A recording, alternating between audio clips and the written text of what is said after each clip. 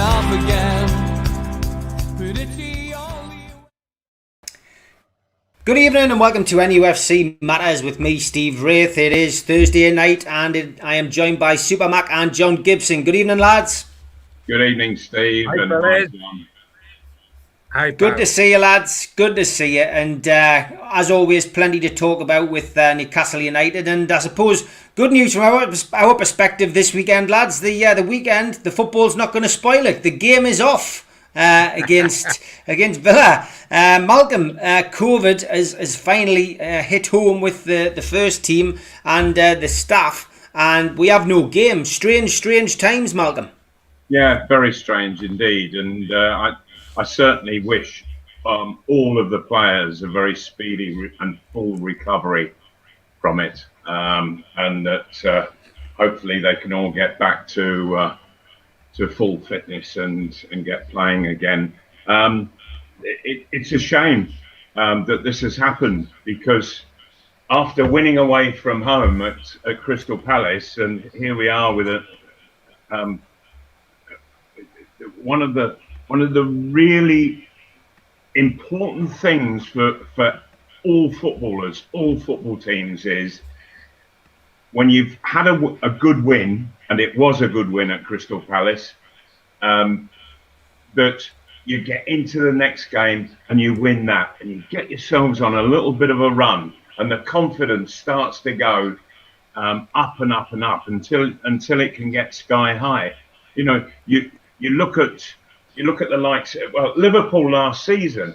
You know, they just worked and worked and worked at building one win after another, and then all of a sudden they're like skiing downhill. It's they're just in such a great understanding with everybody around, you know, and it's amazing what just winning a football match can do, not just for the confidence, but in the way that you play, getting an understanding with all your teammates. And it's a shame that this is off. I was really annoyed when I first heard about it, because it was a great opportunity. Get on a winning run. Yeah, great opportunity, but unfortunately, John, COVID has to take priority. We don't know exactly how many players have got this dreaded illness, or how many of the staff and which names, but it's been too many. And I do wonder, John, with the spate of internationals and then European competition and teams travelling backwards and forwards, whether it was wise to allow European football and world football to continue during these times. I can follow totally what you're saying, Steve, and it's significant that while we don't know names, and that is fair comment, because privacy is what we all respect for us all in this situation. But the interesting thing is that two of the players who have got coronavirus symptoms had returned from international duty abroad with their particular countries. And did they bring it back with them? The whole thing is murky and difficult. Did players play with it at Palace? It suggested that a couple did without knowing they had the symptoms at that time. So how much has that affected Palace, in fact, as well as everybody else? We don't know, with delayed testing, whether other players are going to be involved. We don't know if the West Bromwich game may yet be in doubt, because you've got to bear in mind that once you have coronavirus symptoms, you've got to self-isolate for 10 days. Now, depending on when you start, that 10 days could mean some players not being available for West Brom, which wouldn't necessarily put the West Brom game off, but might deplete us of a couple, as we believed we didn't have Hayden down at Crystal Palace, because we believed he was one of the guys that was suffering from it last week. So it's difficult old times. If there's been a light side to it, to the match being off tomorrow night, for me, it has been the reaction of a certain number of Villa fans, not them all, I hasten to add, but a certain number of them, because the old sob on the time thing is come raising its head again. And it's broke my heart that the people sobbing now seem to be one or two Aston Villa fans who are terribly upset because the game's off. Now, I'm not certain from their point of view whether it was what the reason was. Was it because they dislike Steve Bruce so much from when he was their manager, and that was the start of the cabinet thing happening, and the style of play made there? Was it because they thought they were going to return to winning ways by playing us, and they've been denied those 3 points? They've certainly asked, unbelievably, that Newcastle have the 3 points taken off them and forfeit the game. Now, I know what that was based on. It was, but it was based on, because they had to grab at straws. It was based on Leyton Orient, if you remember, guys, earlier in the season when they were playing Spurs in the League Cup. Couldn't get a team out with coronavirus. As a result, they forfeited their place and Spurs went through. I would suggest that was very, very different. There's such a short space of time when it comes to knockout competitions before you're into the next round that they really couldn't replay that game waiting for everybody to get fit. When it's a league match with the whole of the season available to you to rearrange it, it can easily happen. But I mean, ludicrous things put out down there that we should be totally grateful to the wonderful gesture of Aston Villa not having a go at the Premier League to get the 3 points forfeited by Newcastle United. Well, if they think for 1 second that they might have had a chance of beating us and getting back onto the victory path, may I ask them just to look at their results? Because having gone off like an express train at the beginning of the season with successive wins, they have had 4 defeats in their last 5 games, including 3 on the trot at home. So perhaps it's us that's been deprived of 3 points by the game being off. But I found it rather amusing after all the sob on the Tyne things and that when we went down, that I hasten to add, not Aston Villa, the club, who have been magnificent, not a lot of fans, Villa fans who are decent Villa fans, but the old banner-waving brigade down there are just sobbing a little bit themselves now because the game's off. I'm certain you'll agree with me, Steve, that that's a terrible shame, and our heart really goes out to them. Yeah, I agree, and let's hope that the Newcastle players make a big recovery and they are back up and running and firing on all cylinders. I think there's a precedent to all of this, though, isn't there? There was a flu epidemic 2 or 3 decades ago, and so there were a number of games that had to be postponed because clubs hadn't got the numbers to put a team together. You know, so there's the precedent. What's the difference between a flu epidemic and a COVID epidemic? Nothing. Exactly, yeah, but it doesn't seem that we, whether you're the government, whether you're the Premier League, it doesn't seem that we do things very well. It doesn't seem as if we make the right decisions. It seems we're all apart. It does beg to question some of these people who are in charge of the major organisations and the country, I'm afraid. Lots of questions coming in as always, which sometimes takes us off what we were looking at talking about tonight. I will ask this question though. John Askew, I believe, asked it a couple of weeks ago, and I missed it when we got a lot of questions in, and he just wants to know when your front teeth went south in the early 70s, Malcolm, was that due to the robust style of defenders at the time? That was my home debut. Yeah, against Liverpool and Ray Clements. Yeah, and Ray Clements. I'd already scored a hat-trick, and I guess he doesn't like people scoring hat-tricks against him. And I went through and I lobbed him, and mind, he had duffed a goal kick. When did Ray Clements ever duff a kick? He was one of the sweetest kickers of a ball in football at the time, but he duffed this particular one, and it came straight at me, bobbling like mad.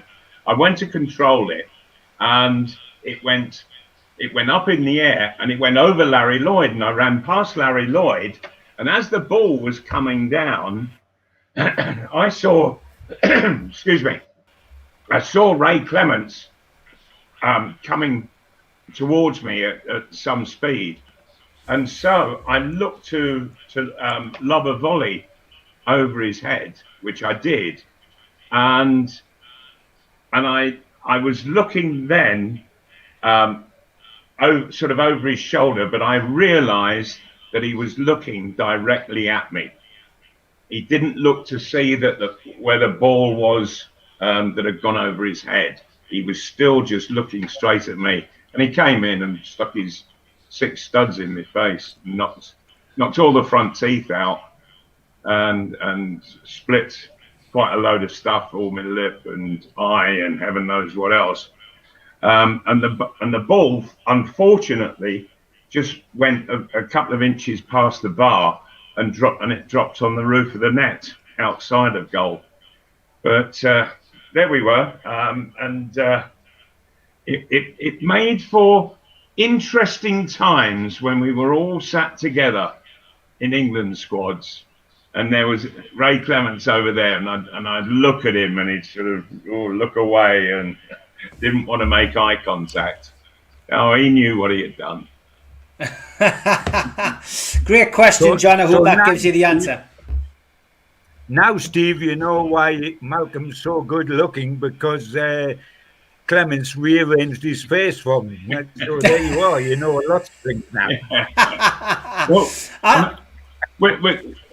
he cut all of this here, and it sort of literally was split, and so it was all stitched together. But in pulling it together, the doctor he sort of got some of the outside of the lip up inside. So I think I'm probably one of the few guys on this planet who has to shave inside his mouth. Painful. I get whiskers growing up there. Brilliant stuff. Just to let you know as well, I mean, that story there about Malcolm's home debut always reminds us that we always do like to talk about some of the games gone by, and Malcolm played in them, John covered them, so we've just been talking off air before the show, and because Malcolm's show and John's show falls on the Christmas Eve and New Year's Eve over the festive celebrations, we will be pre-recording 2 shows in the next couple of weeks to make sure you get your fix of Supermac and John. We'll be doing a look back at the 1976 Cup run and League Cup final, and we will also be doing one on Malcolm's England career, and talking of course about that wonderful night at Wembley where Malcolm scored all 5 goals in the 5-0 win against Cyprus. So something to look forward to on Christmas Eve and New Year's Eve for those of you who do enjoy watching the show. I am going to go back because we often look back on the games where we got beaten Malcolm. But last weekend we were all taken a little bit by surprise by Steve Bruce and the lads, and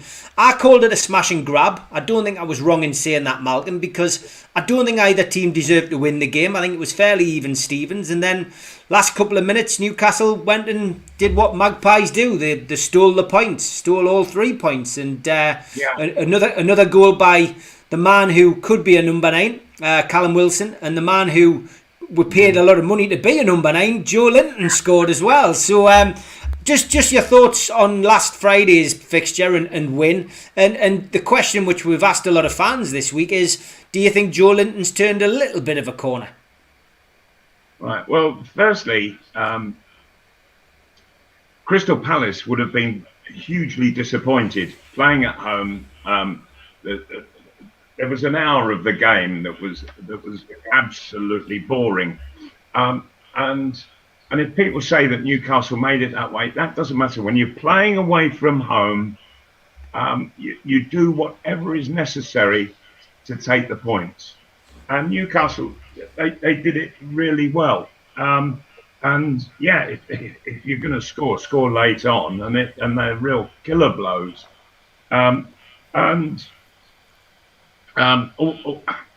You ask about Joelinton. Yet again, it's a complete mishit and deflection that he scored from.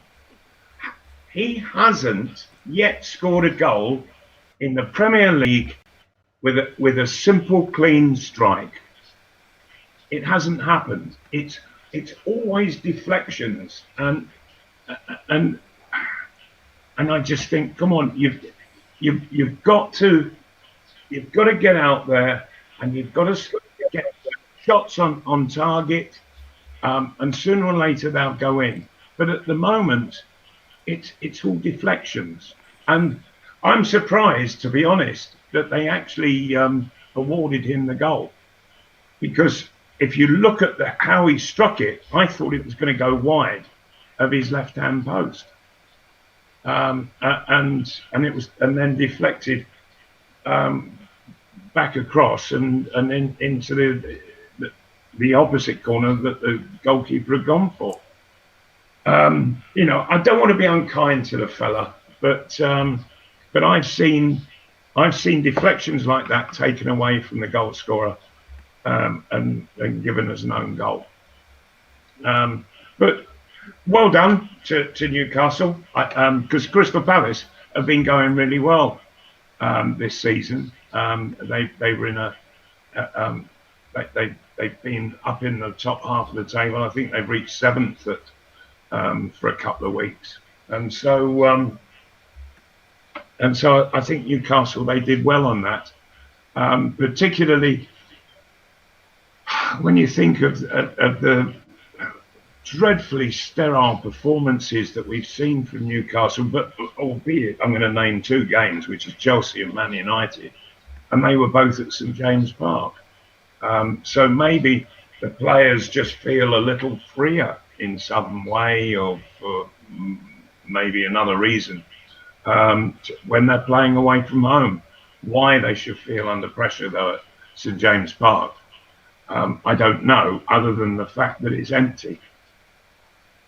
Okay, John, what was your take on last week's win? It was a welcome 3 points, and you know, not many people predicted it. I think the nearest anyone predicted it on the panel on the day was a draw. But yeah, great win for us. Good 3 points, and very valuable. And you know, another goal for Callum Wilson, which shows how important he is to the team.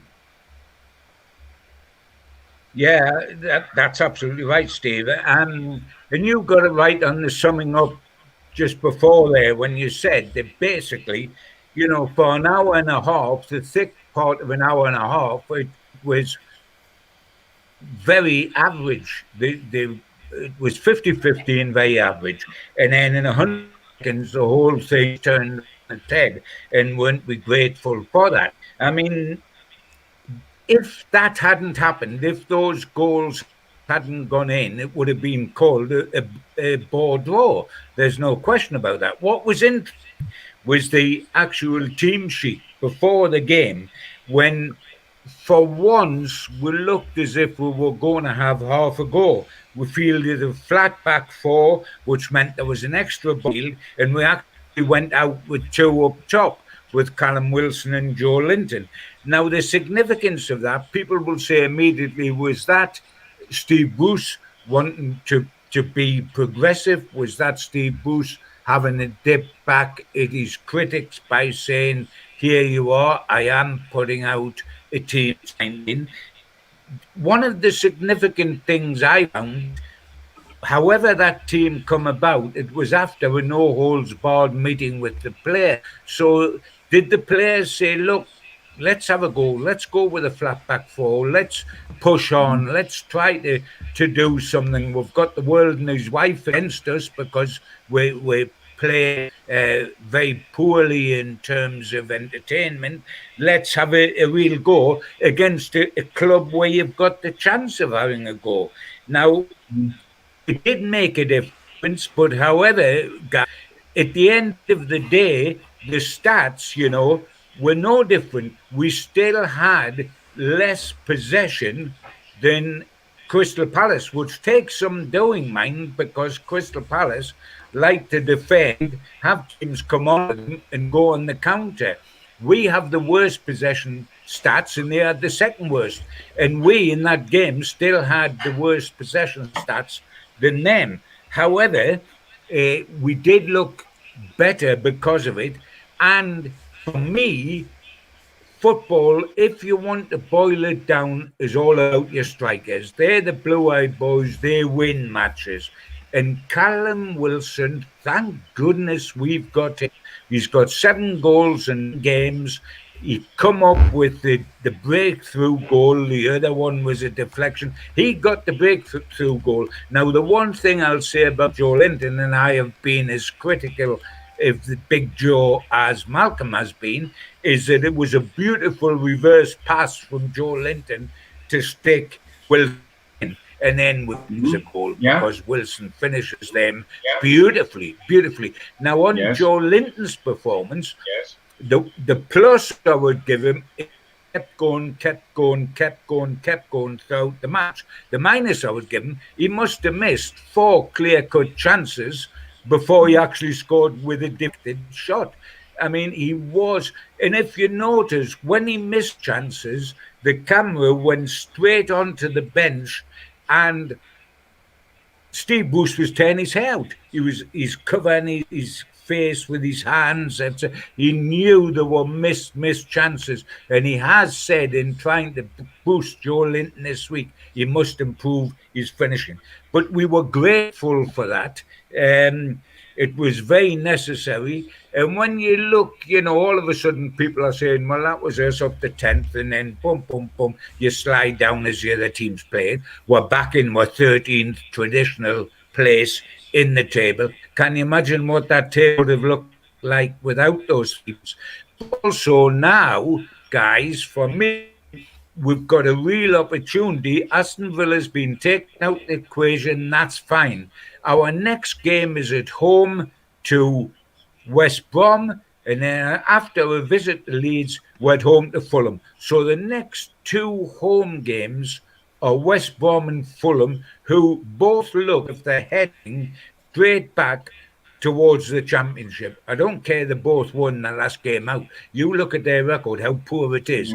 If ever we have a position, as Malcolm was saying, where we might go on a run, if we can't beat West Brom at home and Fulham at home, then we have got a real problem this season with relegation. And we ought to win those matches, and they're there to be won. So there's an opportunity if coronavirus leaves us alone. Yeah, good points. Well made. I wasn't going to stay on Joelinton, Malcolm, but I do want to ask this because it's a subject I brought up when we did our special program at the weekend. Has Joelinton turned a corner? And it's about the way that he strikes a ball, Malcolm. I'm not an expert, but you are. And Neil's asking what advice you would give him. But he doesn't seem to strike a ball cleanly. He doesn't seem to hit a ball cleanly, and as a result, for a big hefty lad like him, there's no power in his shots. They seem very weak. Is that something you can teach, Malcolm, or is it too late? Yeah. When I was playing for Luton, I went through a little spell where I wasn't striking shots cleanly. Harry Haslam, he hired an empty warehouse, and he put a goal on one side of the warehouse and a painted goal on the other, painted on the walls. And he sent me in there, and I was doing this 3-4 afternoons a week. And he gave me a Johnny Giles plastic ball. I must add, it's the only time I ever got to kick Johnny Giles. And the plastic ball would fly all over the place. And he said, if you can learn to get this plastic ball on target, he said, it'll be easy with a football.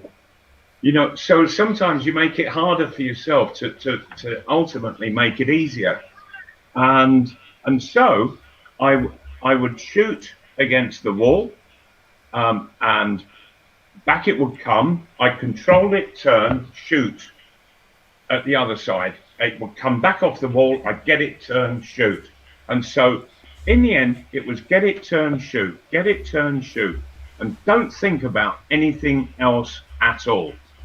If you watch Joelinton, if he gets it, he's then thinking, what do I do now? And you can see that thought process going through, because he doesn't get it, turn, shoot. And it's as simple as that. All strikers do it, all of them.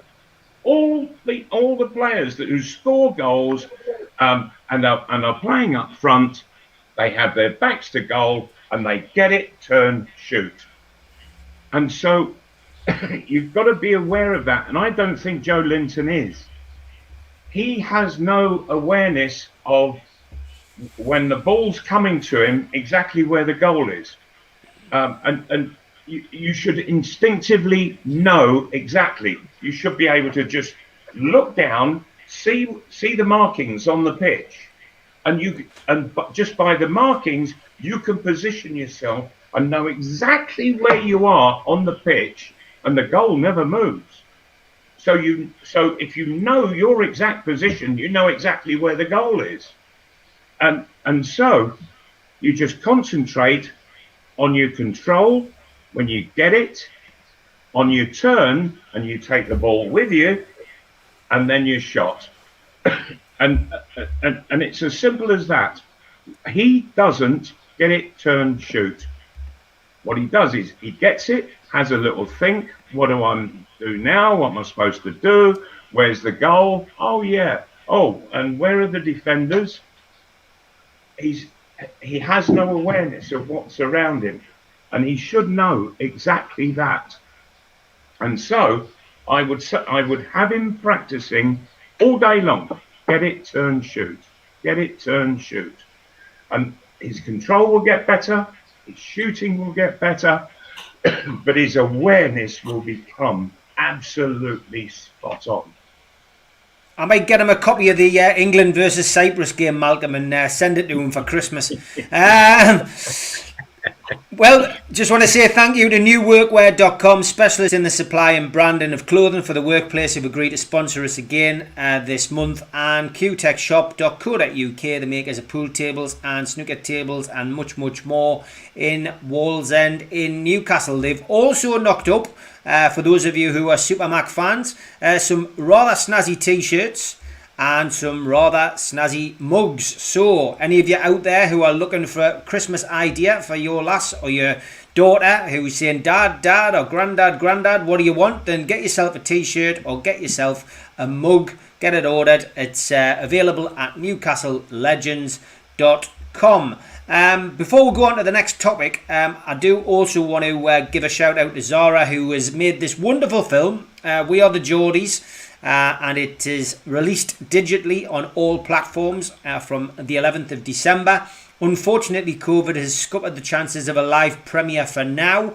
There are certain premieres going on online though, which I know me, John Gibson and Supermac have been invited to, which is very kind of Zara. We'll get a chance to see it, I think, next week. But we have been sent another clip, and this time it's Malcolm who takes part in the documentary, and we're going to have a little look at that now. I came from Luton to here, and I think our highest gate in a league match was something like about 8,500 people. And I came here and it was a full house, over 50,000. And I scored the first goal, which equalised Liverpool's goal. This is on my home debut. And at 1 each, with about 10 or 12 minutes to go before half time, Terry Hibbett slid a beautiful ball through to me, and I turned and went round Larry Lloyd all in one movement and cracked it across into the far top corner past Ray Clements. And there, the players went wild and the crowd went wild. And as we started running back to the halfway line to get the game restarted, everybody in unison, in the whole ground, other than the Liverpool supporters, that is, the few that were there, everybody started singing, and it was from the hit song at the time in London, Jesus Christ Superstar, but the words were changed. And they were singing Supermac Superstar, how many goals have you scored so far? And I thought, how do 50,000 people all around the stadium know the words to a song that's never been written? You know, were they handing song sheets out before the game?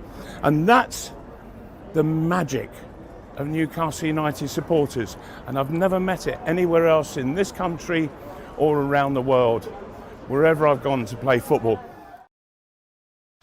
WeAreTheGeordies.com is where you can find out about where you can download it. Fantastic to see that, Malcolm, and takes us back as well, Mal, to when we used to be able to go to that place called St James's Park and go to the match. I think, he's gone.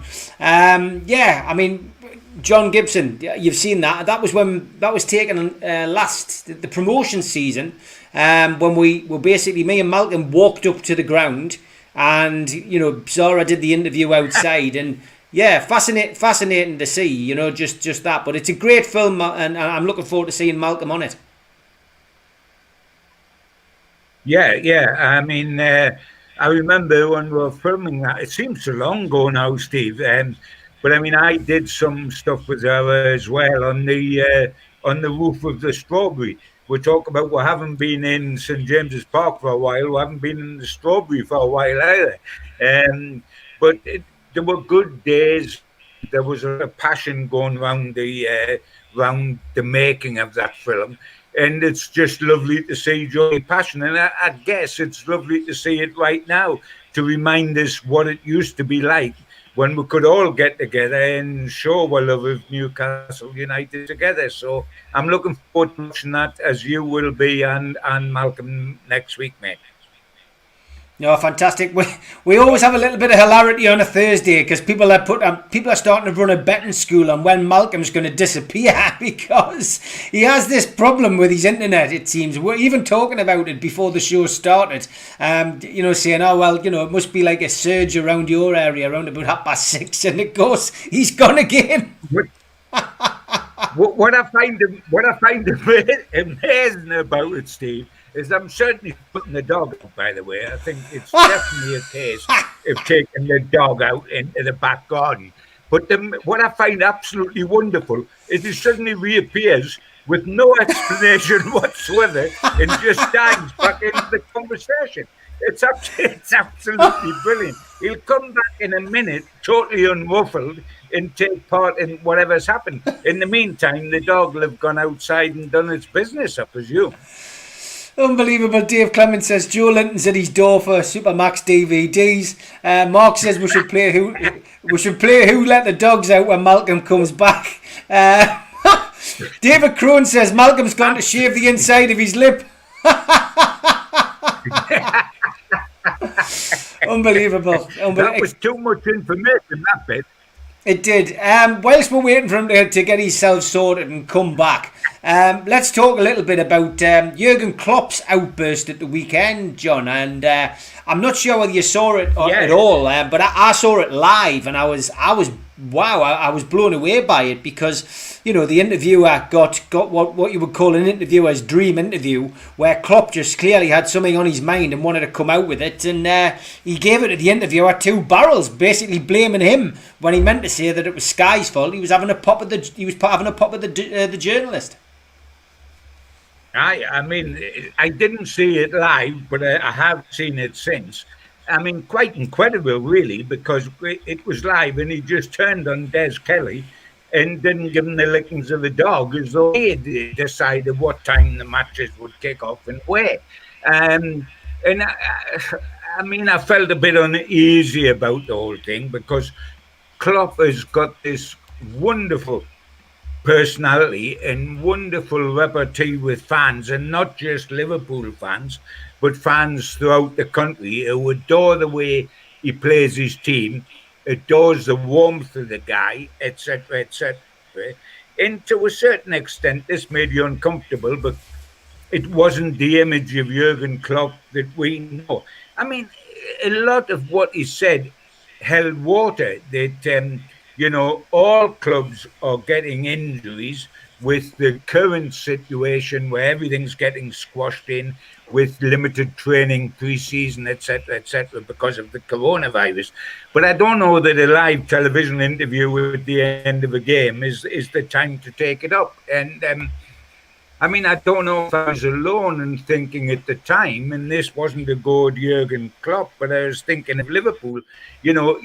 He was fighting Liverpool's corner, and that's what he's paid to do. But I couldn't get away from the thought that Liverpool as a club didn't do us many favours, mind, during the takeover business when they and Spurs were obviously against the Newcastle takeover because we would break the cartel of 6, which is very comfy, cozy for them all, and they didn't like that too much. So I don't think they did as a club, not your Jurgen Klopp as a person, I hasten to add, but as a club that I've liked because Scousers are a bit like Geordies, I didn't think they did us many favours, thanks very much. So it was difficult to get all teary and sympathetic over the current problems. I've got to. Before I come on to the takeover, Nicholas just says, can John remember the county fair when he worked down at the Groat Market? Good gracious, there's a great question. No, I can't. But no doubt Nicholas will tell us some more about it. And as long as it's available for family listening, the dogs have been, he's coming back, mate. Yeah, Mal, we're talking about your internet there before you went off, and then off you went. No, it came a little bit earlier than it has been doing. It is, yeah. But people are starting to put bets on it now. Mal have said. Mark Byers said Mal heard a commotion at his front door. Joelinton was there trying to press the doorbell, but kept missing. So Malcolm went out to set the dog on him. Very good. Now that you're back, we just want to talk a little bit about the FA Cup draw, Mal. Wow, what an FA Cup draw that is! Arsenal versus Newcastle. Yes, it's going to be a real toughie for Newcastle, without any shadow of a doubt. Personally, I think that Arsenal they're not quite strong enough to make a challenge in the Premiership, but I think they could be a very good cup side. I really do like the way that the guy is managing Arsenal and the way he's looking to build there. And I think they're just going to get stronger and stronger.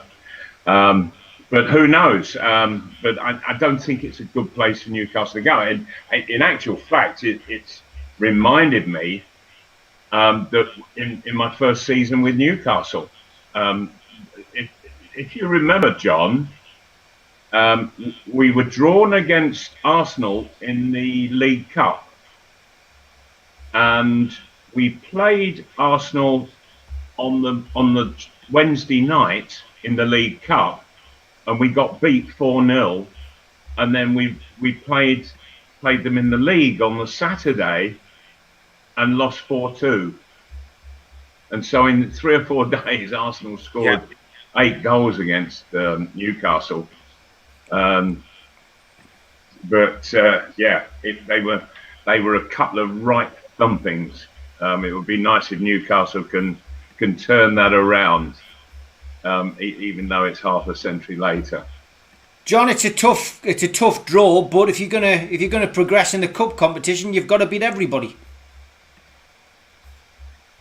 Yeah, things jump to mind with me. First of all, Steve Bruce's luck in the cup draws was bound to go sometime. If you think last season in the FA Cup when we reached the quarter-final, we had wonderful cup draws before we got Man City.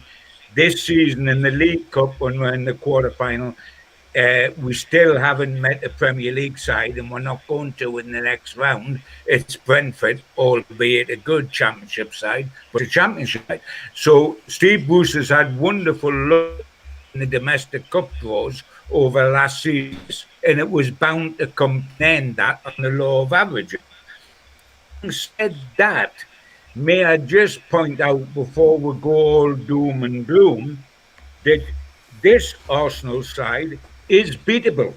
This is not the Arsenal of Wenger's early days when they were running away with the league, the cups, and everything together with Manchester United. We now stand, as we talk tonight, as low as 13th in the Premier League table, and Arsenal are beneath us. So they are beatable. They also are the FA Cup holders, of course, and are, as Malcolm said, a terrific cup side and could be a cup side again. But before we get carried away, we are getting carried away by the old Arsenal reputation of one of these super clubs, the top 6 super clubs. This season, any team that's below Newcastle has got problems, mind. As we talk tonight, Arsenal are below Newcastle. Yeah, I mean, the question there from Michael Hurst, and I know we'll have some Arsenal fans watching as well tonight. Evening, guys, how are you all? Question for Malcolm: do you think Arsenal will sack Arteta? I personally don't, Mal. I can't see that happening. Not for a while. No, but also Arsenal are a club who don't sack managers. They come to an agreement for them to leave, but they don't actually sack them. And but they, when you think that there's only been Manchester United and Arsenal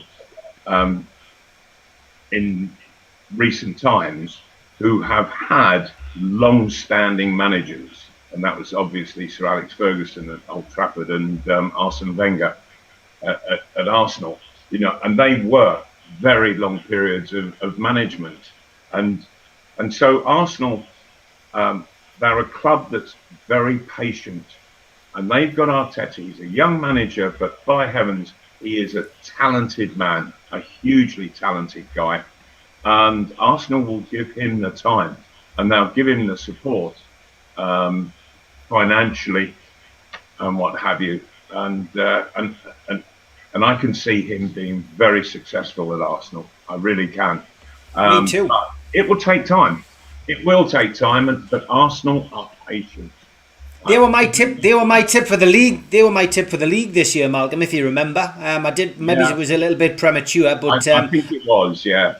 I think. But I do think they'll get it right, and I think Rome wasn't built in a day, and like somebody's just pointed out, they've already won a cup, and they won the Charity Shield, and the big battle for any team that's going to compete is winning that first trophy, and once you win your first one, allegedly it becomes a little bit easier. So yeah, Keith points out that we do have an appalling record at the Emirates, and our record at Highbury wasn't very good either, to be fair. No. But Colin Wilson asks a little bit about your opinion on the Jimenez David Luiz clash of heads, and Luiz continuing to play, and that ties in a little bit with something else I wanted to discuss tonight, which is obviously the ongoing matter of the older players, if you like, being diagnosed with either brain injuries or diminishing brain retention, and different things, dementia coming in. There's it seems to be happening more and more, that the topic is being discussed more and more. Malcolm, what's your thoughts on it? Because you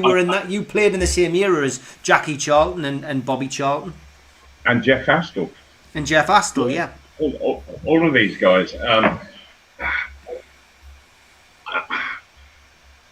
I don't want to sound I'm feeling all harsh in any way, but dementia is a serious problem for the elderly, and it's coming to a lot of people, not who have never played football, who have never played rugby, who have never been in contact sports, who have never had previous head injuries and what have you.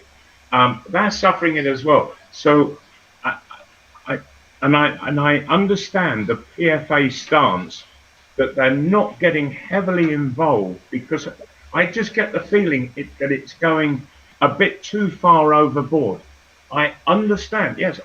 I spent time in the company of Jack Charlton, bless him, who suffered in his latter years with dementia. But good heavens above, he was 80 and more, and I just feel that a high percentage of people of that age are more than likely to get Alzheimer's or dementia and what have you. And I'm not wanting to sound callous or cold in any way, but it's happening as much outside of football and rugby as it is within those games. It's not as if it's just happening purely to sports people who have had head injuries. Yeah, okay. What about you, John? I mean, obviously, it's a story that we all follow with a great deal of interest, and heading the ball is something which obviously is part of football. I've seen that they're trying to stop it at the junior level. I don't think that's a bad idea. Kids are still developing at that age, and maybe it's not a bad idea to encourage kids to play more with their feet than their head.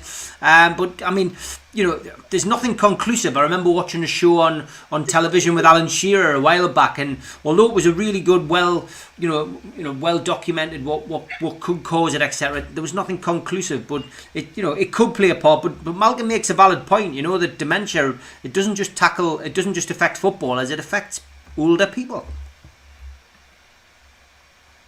Well, there's no question of that whatsoever, and it is a delicate and emotive subject. And Malcolm was right to have the courage to bring that up, because it does happen to people that have nothing to do with football. But that doesn't mean that football, especially in the old days, perhaps more than it being a problem these days, the old days with the very heavy leather ball that got soaking in the rain, and heading that was like heading a bag of cement. It was a different ball game then. But football has always been about wonderful headers of number 9s. We've all gone through the period where we've adored people that have been courageous in their heading and have been very effective in their heading. And we've had great at Newcastle United, from Wyn Davies and when they won the European Fair. Effectively, all of them was built around heading the ball. There's absolutely no question about that. And we've had wonderful headers since, from like Alan Shearer and Les Ferdinand, and Supermac himself wasn't at all shabby.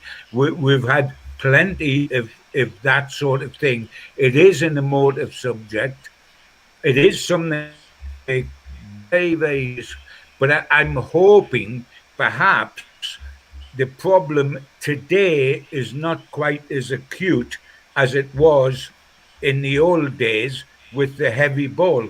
Though I do worry when we have situations like the Gymnase and Louise thing the other night. I feel that Arsenal centre-half should have gone off immediately and stayed off, and shouldn't have come back on and played till half time, and certainly shouldn't have driven home. We've got to drag ourselves out of the old-fashioned idea and into the modern, the medical situation, and be a bit more an alert of things like that. That was the thing that disturbed me, Malcolm, the other night. Of course, the other guy that from Newcastle, who was a wonderful header of the ball, and it has a little dementia now, so lends himself to that situations. Malcolm's old pal John Tudor, of course, but come without John being the centre forward, we're not going to know. But I'm hoping that the current situation with the lighter ball is going to help to eradicate it. But we have to look at it serious, because we've got to all be aware, as we live in the modern age, of what things that were acceptable ones might impound upon us now. Sure, I do feel for Jeff Astor's family, and they're creating the basis of this whole thing. That football need to take it on board. I know that they're having quite an argument with the PFA, because they don't believe the PFA are getting involved enough and taking it seriously enough. And Jeff Astor, yes, he was he suffered dreadfully from dementia. And I suppose there is a certain amount of head injury by constant heading of balls. But I know an awful lot of centre forwards rather, who have played in the 50s, in the 60s, in the 70s, in the 80s, in the 90s, and they're fine. They're not having a problem, So it's only happening to some. Yeah. But out in society, it's happening to some as well. And I'm not so sure that football is suffering any greater, or ex-footballers rather, are suffering any greater than the general public on this. People of equal age and what have you. And I just think that it's one of those things. It can sort of implode rather than explode within the game of football, and it concerns me. There needs to be more stats, I think, to prove it. I think that's what a lot of people seem to say in there. Look, we're not going to doubt it. We're not medical experts, but son of THC. Yes, I haven't watched it yet. He keeps asking if we've watched The Night Football Changed Forever. Apparently, it's a documentary. I think it's available on YouTube. So if anybody wants to watch that, apparently it's about the creation of the Premier League, Project Big Picture, Volume 1. Basically, should be interesting. Which leads us to my final topic, lads, which we've got time to squeeze in, and it is the Takeover. For me, lads, it does seem as if the dots are all beginning to join, and various things are coming out of the closet. I'll start with you, John, really on this, because it was in the Chronicle. Andrew Musgrave broke the exclusive really on government interference, governments being contacted, should I say, by the Premier League with regards to whether Newcastle United should be taken over by the Saudis. In essence, it was a great story by Andrew, and he also makes a point of putting in various freedom of information requests, which have yet to be responded to.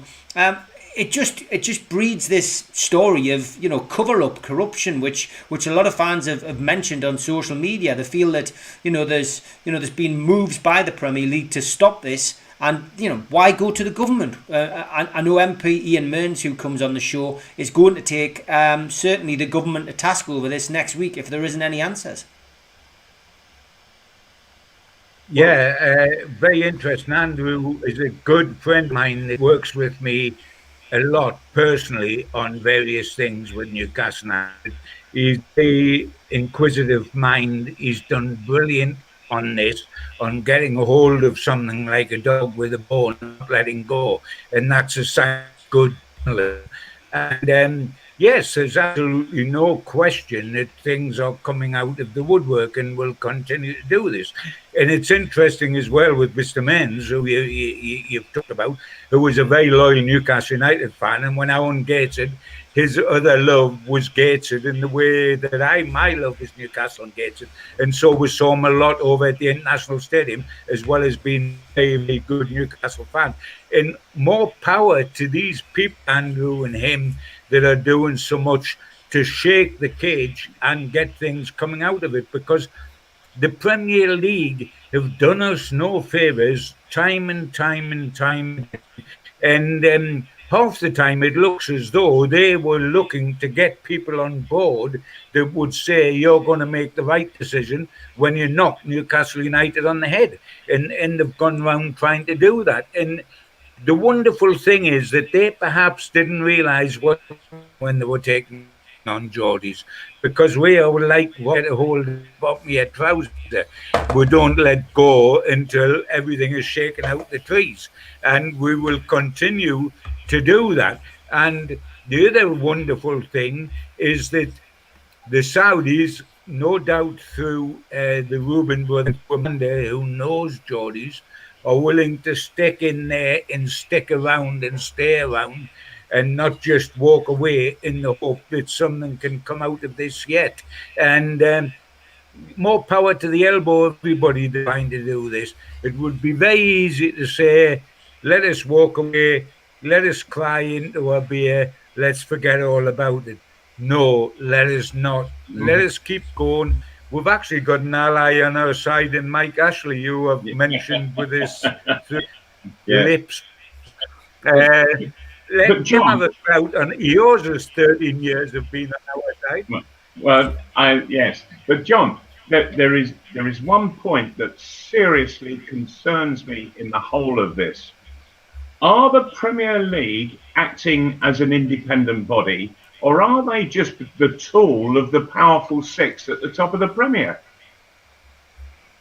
Yeah. Yeah. And Well, you're right, that was Malcolm. one You're of the right. points I was making, Malcolm.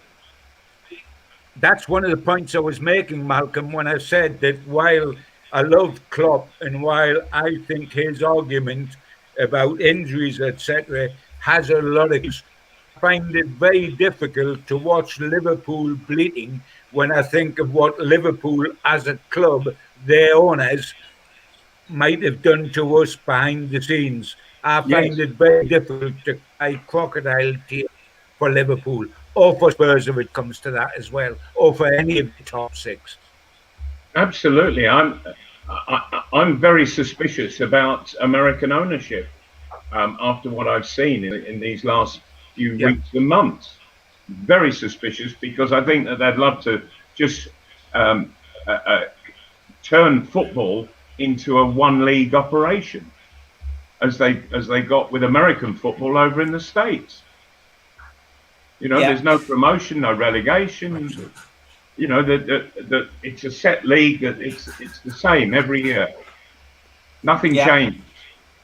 No, definitely not. Wieldy says Liverpool and Spurs are putting their 2 cents in 100%, and all these owners who don't want more competition, they just want their Super League and all the power and money. Son of THC says we should watch the documentary. It is a true eye-opener, so anybody watching, I'm sure you will. Bazza just says the self-proclaimed top 6. And David says, how can we trust the Premier League after what we've seen with FIFA and UEFA? Shredder just says Klopp's nice enough until things aren't going his way. And John says they are patsies for the top 6, full overhaul needed for the good of the whole game. I can't think of anything worse than no relegation. So lots of people making some really valid points. I really do think that right now the Premier League has got to have a serious look at itself. It is there to represent the top division and each and every club on an equal basis, and they're doing anything but that. And that to me is a very, very dangerous path to go down. Very dangerous indeed. It is. Well, the clock has beaten us, and it's been, as always, an eventful show. Don't forget, I am back tomorrow night. Me, Neil Mitchell, and Steve Hasty. The Three Amigos show is back at 6 o'clock, 6 till 7. A lot of people asking if we're doing anything this weekend. Well, we are. Newcastle's playing Aston Villa, but this time it'll be a watch back of that wonderful game at St James's Park when Newcastle beat Aston Villa 6-0. So we'll be watching that with the supporters, giving their opinions. We'll be talking Newcastle United all the way through from 3 o'clock on Saturday afternoon. A good old 3 o'clock kickoff. And as always, we are promoting our latest campaign. Big shout out to Liam Kennedy from the Shields Gazette who promoted this campaign. As I've mentioned, that there has been a lot of abuse hurled around on Twitter over this lockdown period. So our latest campaign is called Think Before You Tweet. We're just asking everybody who uses social media, in particular Twitter, just to be a little bit kinder and think before you tweet, because when you send something to somebody, they might have had a bad day, they might not be on the top form mentally, and it does affect people. So please just think before you send that tweet where you're having a pop at somebody. It might be somebody who's a fellow fan, it might be an ex-player, it could be anybody, but please just think before you tweet. Malcolm, John, absolute pleasure to have you on, guys, and look forward to seeing you next week.